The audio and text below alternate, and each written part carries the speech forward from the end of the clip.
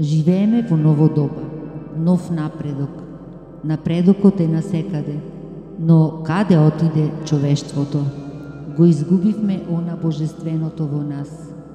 Го изгубивме чувството за љубов, за бракот, начинот на воспитување на децата, односот према децата, сочувството, разбирањето, толеранцијата и така натака. Каде тоа оди човештвото?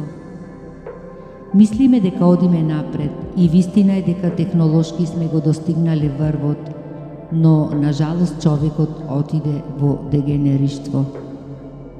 Кога Бог го создал светот, створил и маж и жена, и се што создал во природата, создал машко-женски свет. Така функционира целата наша планета. Но човекот измисли еднополови бракови, им даде права на децата да се свртат против своите родители, а се со цел да бидат злоупотребени. Создаде многу примамливи работи, многу искушенија, а сето тоа води до самоуништување.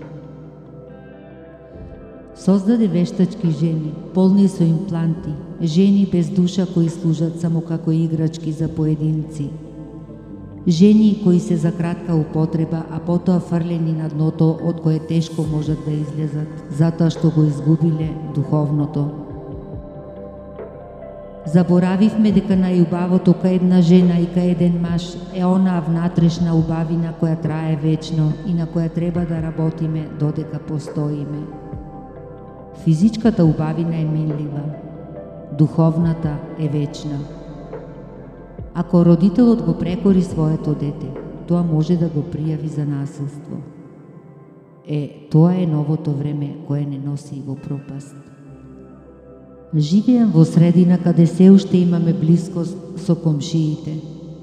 Така бев запрепастена од едно комшивче кој раскажуваше како нејзината другарка ќе го пријави нејзиниот татко во полиција ако уште еднаш ја прекори затоа што се враќала касно од улица. Каде води ова наше современо доба? Добро е сите да се замислиме малку и да преземеме нешто, ако веќе не е предоцна за тоа.